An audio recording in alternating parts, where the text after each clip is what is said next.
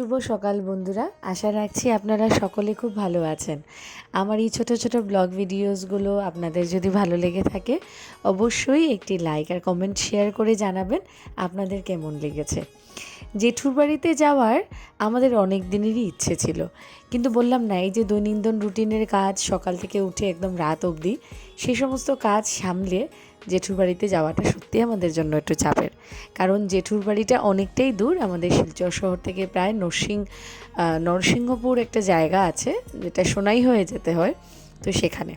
তো আজ আমি যেহেতু জেঠুর বাড়িতে যাওয়ার উপলক্ষে শাড়িটা পরা, তাই তোমাদেরকে দেখাচ্ছি। শাড়ির সাথে এটা বেশ টেরাকোটার একটা গয়না লাগিয়েছি, সেটাও শিলচর শহর থেকেই কেনা।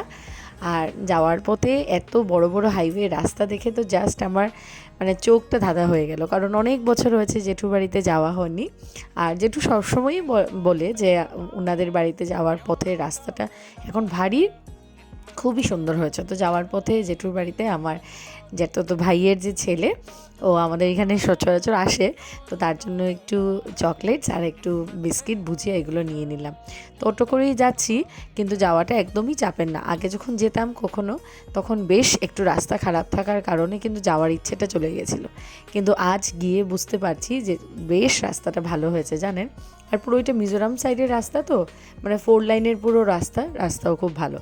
তো এই করতে করতে আমরা এখন মোটামুটি জেঠুর বাড়ির রাস্তাতে পৌঁছেই গেছি। পুরো রাস্তাটা আমরা শিলচর শহর থেকে মোটামুটি ওই ধরে নিন 40 মিনিটের মতো লাগে জেঠুর বাড়িতে গিয়ে পৌঁছানো। আরও এখনও রাস্তার কাজ বাকি।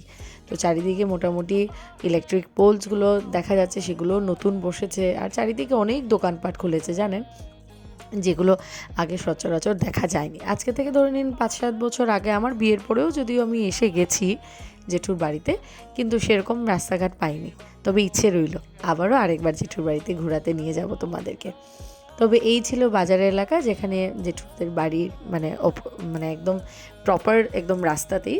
তো আমাদের ওই জেঠুর বাড়িতে যাওয়ার পথে একটা আশ্রম পড়ে, সেখানে আবার এই অপোজিট সাইডেই আবার নরসিংপুরের তোমার একটা হসপিটালও আছে, একদম প্রপার টাউনে।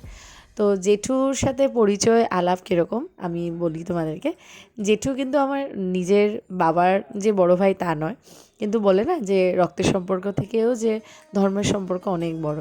জেঠুর সাথে আমাদের পরিচয় প্রায় আজকে 10-15 বছর হতে চললো। জেঠু একজন অ্যাস্ট্রোলজার পেশায়, কিন্তু উনি হেডমাস্টার ছিলেন একজন স্কুলের, ওই নরসিংহপুর স্কুলেরই। রিটায়ার হওয়ার পরে উনি ওনার যে একটা হবি অ্যাস্ট্রোলজি নিয়ে পড়াশোনা, তার থেকেই জেঠুর সাথে পরিচয়। আমার বিয়ে, তাছাড়া সানসিজার সমস্ত রকমের আমাদের যত রকমের অ্যাস্ট্রোলজিক্যাল হেল্প আছে আমরা জেঠুর কাছ থেকে নিয়ে থাকি।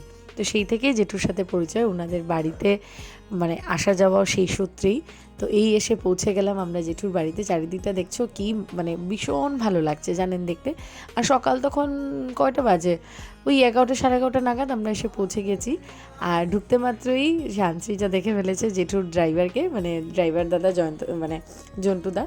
তো ওই আমরা মোটামুটি ওই কাঁচা রাস্তাটা ফলে হচ্ছে গিয়ে পেছন দিকে অনেক বাড়ির কাজ চলছে, তো রাস্তাগুলো এতটা প্রপার না জেঠুর বাড়ির রাস্তার এলাকাটা বাট মেইন রোডটা যে দেখালাম তোমাদেরকে, ভারী ভীষণ পায়ে পরিষ্কার, ভীষণভাবে মেনটেন করা হয়েছে। তো আমরা পৌঁছে গেছি। ওই যে জন্টুদাকে দেখা যাচ্ছে, জন্টুদাকে জেঠু আগে থেকেই বলে রেখেছিল যে আমরা আসবো। তো জন্টুদা খালি দেখছিল আর কি যে কখন আমরা এসে পৌঁছাই। তো জন্টুদা আসার ফলেই আমরা মোটামুটি এখন ঘরে গিয়ে ঢুকে যাব। ঘর ঢুকিয়ে তোমাদেরকে ঘরটা দেখাচ্ছি, কত বড় বিরাট, অনেক অনেক পুরনো তো বাড়িটা জেঠুর, অনেকটা মেনটেনেন্স করে জেঠু রেখেছে বাড়িটা। তোমাদেরকে ঘুরে দেখাবো মন্দিরের ভিতরে, বাড়ির ভেতরেই অনেক বিরাট বড় একটা মন্দির। এই যে যেটুকু আমরা দেখতে পাচ্ছি। জুতা খুলো। না না না না না জেঠু জুতা না, না না না না না না বাবা জুতা না। দিদনকে দাও, দিদনকে দাও। রাইট হ্যান্ড দিয়ে দিতে হয় সব সময়, না না দিয়ে। না না না কইতেই তো যে যেটা নিয়ে। হ্যাঁ আমার খালি ঘর মাগো রাস্তাই তো শেষ হয় না আমার তোমার সানে মাগো জামাই খাব নাইব আজকে কালকে থেকে তোমার শুরু নানি মাঘ মাস শুরু নানি বিয়ার ডেট 19 তারিখ, 3টা বিয়ার কাজ। তো ওই কারণে আমার একটা গাড়ি ঠিক করিয়া দিছে কয় সিমি। আর আমি তো গেছি আগেও জেঠুর করো হয়েছে কিটা হয়, আমি যে মনে আরেকবার জেঠুরে হইও তারারে আজকে তুমি লইয়া যাও, তারা তো কোনোদিনও গেছে না। আমার পাশে বসা ছিল জেঠুমণি, আর জেঠু আলাপ করছিল যে জেঠুর বাড়িতে যে একটা কুকুর আছে সে বুঝি একসাথে 8টা বাচ্চা দিয়েছে, তো সেটাকে দেখতে আসা। আর তার মধ্যে থেকে বলছি যে জেঠু যদি 1-1টা বাচ্চা বেঁচে যায়, মানে অ্যাকচুয়ালি কী হয় গ্রাম অঞ্চলে তো খুব চুরচামারির মানে ইয়েটা বেশি, উপদ্রবটা বেশি, তো কারোর বাড়িতে যদি এরকম কুকুর অনেকগুলো বাচ্চা দেয় তো পার্শ্ববর্তী এলাকা থেকে লোক এসে বিনা পয়সায় নিয়ে যায়, জানেন ওইখানে আর বিক্রি টিক্রি সেমন করে হয় না। তো জেঠুকে বললাম যে জেঠু যদি 1-1টা কুকুর বেঁচে যায়, কুকুরের ছোট বাচ্চা যদি বেঁচে যায় তাহলে নয় আমার জন্য এটা রেখে দিও, আমি শিলচর শহরের বাড়িতে নিয়ে যাব। তো ওই জেঠুমনির সাথে আলাপ করছি, আর কুকুরগুলো ভীষণ বাধ্য জানেন, সবকটা কুকুরই কিন্তু কালো, তার মধ্যে থেকে একটা ছিল প্রায় একটু গ্রেইশ কালার আর একটা ছিল পাতলা একটু হোয়াইট কালার। তো সেই সমস্ত কিছু দেখে জেঠু তো পুরো মানে আমাদেরকে নিয়েই পুরো এনগ্রোসড। শান্তিজা তো অনেক দিন যাবে যাবে বলছে কিন্তু যেতে পারছিল না, সেটা একটা খুব আনন্দ দেখে, আর খুব ভালো লাগলো জানেন। আর আমি তো আগে যেহেতু গেছি আমি বললাম আপনাদেরকে, তো এই যে এতগুলো কুকুরকে দেখে শান্তিজা মানে একদম ভয় পেয়ে গেছে যে কুকুরগুলো নাকি কামড়ে দেয়। তবে কুকুরগুলো 2-3 দিন হয়েছে জন্ম হয়েছে, চোখগুলো ভালো করে করেনি, ফুটে নেই। কিন্তু কুকুরের এটা মারাত্মক একটা ভালো বিষয় কি জানেন, ওরা ভীষণ ফেথফুল জানেন। আমার সমস্ত রকমের পশু পাখি থেকে আমার কুকুরকে জানি না কেন খুব ভালো লাগে। কোনো দিন যদি এরকম বাড়িঘর হয়, মানে আমি যত আমাদের চেনা পরিচিতর বাড়িতে আমি কুকুর দেখি আমার ভয় লাগে ঠিকই, যেহেতু ওরা আমাদেরকে চেনে না, প্রথম একটা দিন গেলে পরে হয়তো চট করে আমাদেরকে চিনবে না, তো সেক্ষেত্রে ভয় পাই ঠিকই, কিন্তু আমার জানি না কেন খুব ভালো লাগে। আমার এটাই মনে মনে ইয়ে থাকে যে কোনো দিন যদি নিজের বাড়িঘর হয় একটা করে কুকুর তো নিশ্চয়ই নিয়ে আসবো। তো এই মানে জেঠুমনি বাড়িতে এসে দেখছি ওনাদেরও আত্মীয় স্বজনরা এসছেন আমাদের সাথে নিমন্ত্রণ খেতে। আজকে দুপুরে জেঠুর বাড়িতে লাঞ্চের আয়োজন। তো এই ছিল জেঠুর বাড়ির মানে বড় মন্দির, যেখানে মানে শিব ঠাকুরের আলাদা শিবলিঙ্গ আছে, তাছাড়া ভেতরে রাম, হনুমানজি, সীতা, লক্ষ্মণ, তাছাড়া দৈনন্দিন যেগুলো ঠাকুর থাকে রাধাকৃষ্ণ, লক্ষ্মী নারায়ণ, লোকনাথ বাবা সবাই আছে।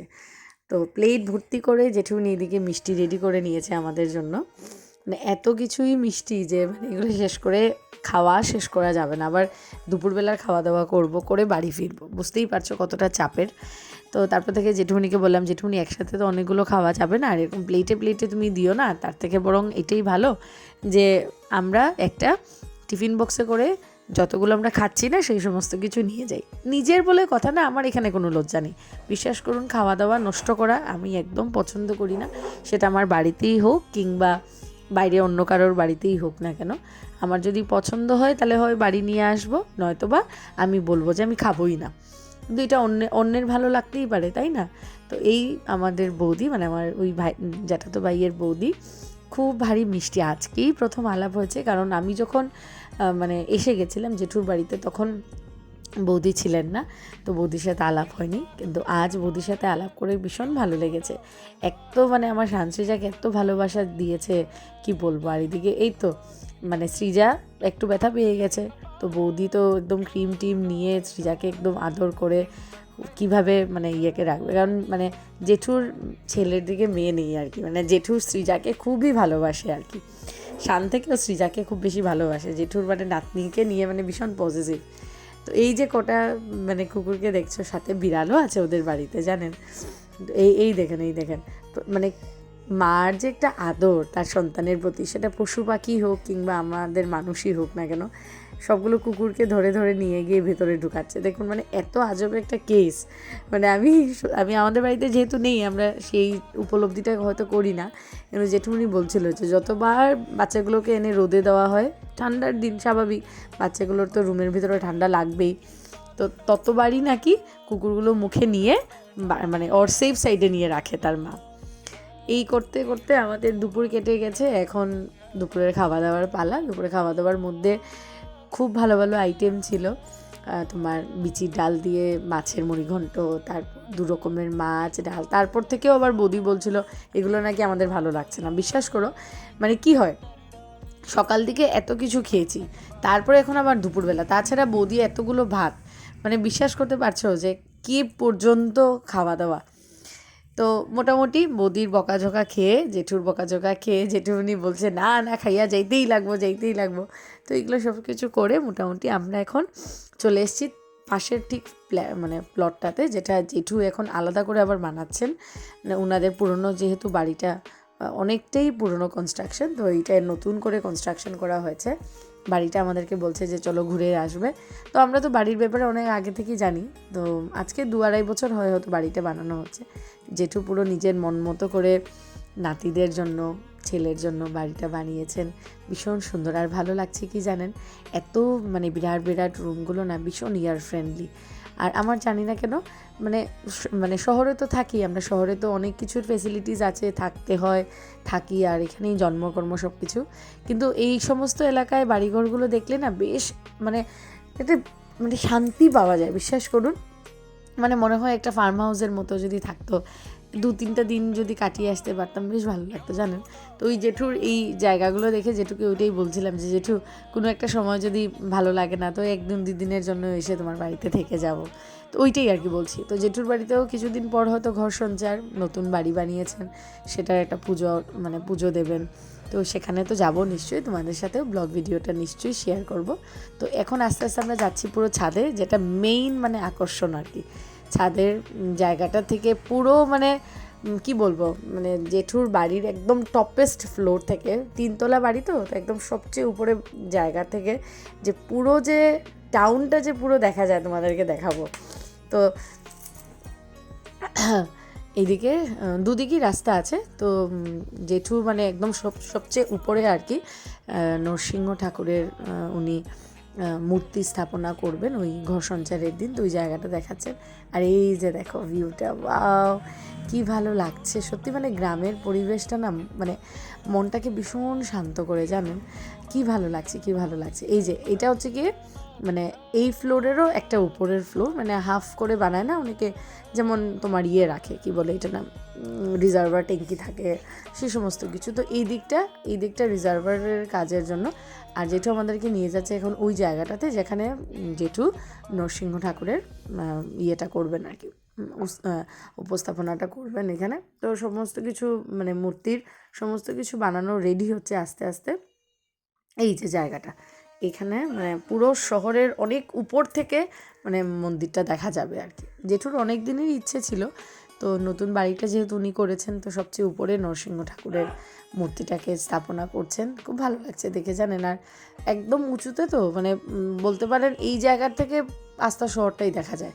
আর আস্থা শহরের লোক মানে বিভিন্ন জায়গা থেকে মন্দিরের মানে এই জায়গাটা দেখতে পারবেন। আর ওই যে জায়গাটা দেখতে পাচ্ছেন, এটা হচ্ছে জেঠু ওদের পুরনো বাড়ির।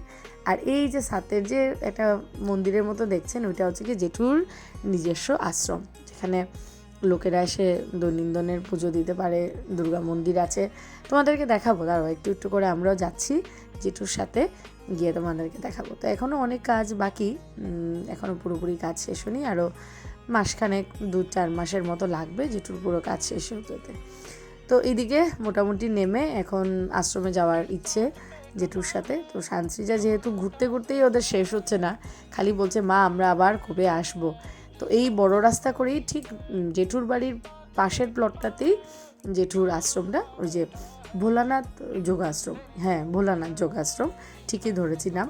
তো ওইখানে মন্দির প্রাঙ্গণে তো পুজো যারা দিন ওদের তো নিজস্ব মানে জেঠুর পুরো ভিতরে জায়গাই আছে, যারা পুরোহিতরা যারা থাকেন। তো ভিতরের মন্দিরের দেখো জায়গাটা কতটুকু বড়, মানে ওই এলাকার লোকেরা সবাই মানে মন্দিরে এসে পুজো দিতে পারবেন। এটা জেঠুর নিজের হাতের বানানো আর কি। জেঠুর পূর্বপুরুষরা যারা ছিলেন ওনারাই এই মন্দিরটাকে পুরো মোটামুটি মানে স্থাপনা করে গেছিলেন। তারপর পরবর্তীকালে জেঠু মন্দিরটার অনেকটা মেনটেনেন্স করেছেন, রিকভারি করেছেন, অনেকটা জায়গায় অনেক ছোট ছোট কাজ ছিল, বড় বড় কাজ ছিল, সেগুলো করেছেন। এখন মন্দিরটা পুরো মানে সুন্দরভাবে মন্দির পরিচালনা করছে যারা, ওরাই মন্দিরে থাকে। তো এই হচ্ছে গিয়ে মা দুর্গার মন্দির, যেখানে মা দুর্গা তো রোজ দিনই পূজিত হন। তাছাড়া মানে মূর্তিটা দেখে বুঝতে পারছো কত পুরনো মূর্তি। মানে জেঠুর আমাকে গল্প করেছেন, জেঠুর যে বাবা ওরা যারা ছিলেন ওনারাই মন্দিরটাকে স্থাপনা করে গেছিলেন। তারপর পরবর্তীকালে মানে মন্দিরের অল্প বিস্তর কাজগুলো জেঠু দেখছে, জ্যাঠাতো ভাই ওরা দেখছে, এইভাবেই চলে আসছে আর কি। আর মানে মন্দির প্রাঙ্গণের যে সাইডের লোকেরা আছে ওরাও বিভিন্নভাবে মন্দিরের সাথে যুক্তযোগী, ওনারাও আসেন, পুজো আর্চা দেন। তো এই ছিল আমাদের জেঠুর বাড়ির একটা ছোট্ট ট্রিপ, তোমাদের সাথে ভাগ করে নিলাম। আশ্রমটাকে পুরো ঘুরে দেখালাম, শান্তিজা তো দেখে ব্যাস মনোমুগ্ধ। আজ আমরা বাড়ি ফিরছি এখান থেকেই, জেঠুর সাথেই বাড়ি ফিরবো, এটা আগে থেকে প্ল্যান করা ছিল। তোমাদের সাথে দেখা হবে খুব শীঘ্র।